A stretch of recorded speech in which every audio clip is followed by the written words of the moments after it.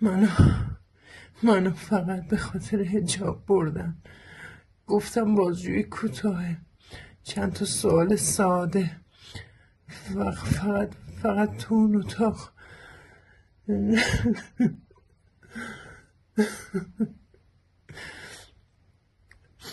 نیروهایی که خودشونو مدافع قانون میدونستن اسم خودشونو گذاشتن بسیجی.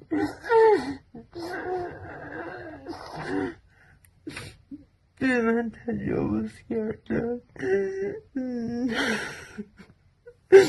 هیچ راه فراری نبود. هیچ صدایی نمیومد از کسی. وطن خسته افتاده و نیمه جان، وطن خسته افتاده و نیمه جان، من و تو فرو مانده در فکر نان. اگر دل به عشق وطن داده ایم، به این ظلم ها از چه تن داده ایم؟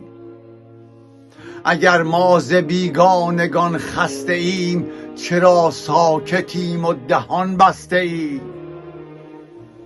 چرا گشته تاریک افکارمان، گره از چه افتاده در کارمان؟ خرد کوچ کرده است از این خاک سرد، اسیر خرافات گشتیم و درد.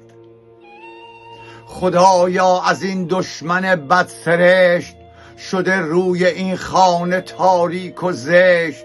کجا رفته خورشید تابان ما، به ظلمت نشستیم ما ای خدا. چنانهای آلوده ای میخورند، به اسم تو در کوچه سر میبرند. به نامت ستمها به مردم کنند، برای تجاوز تیمم کنند.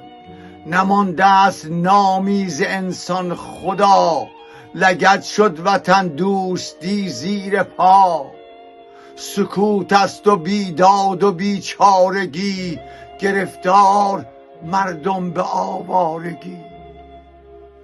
از این دیوسانان انسان نما، از این دیوسانان انسان نما، ندیدیم جز ظلم و جور و جفا.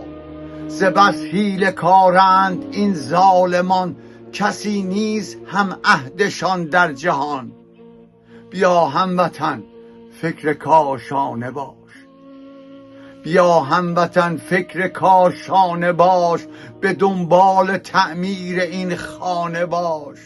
بیا تا بتازیم بر دشمنان، بر این اژدهایان و اهریمنان. بیا تا به خاک وطن جان دهیم، به دوران این ظلم پایان دهیم، به دوران این ظلم پایان دهیم.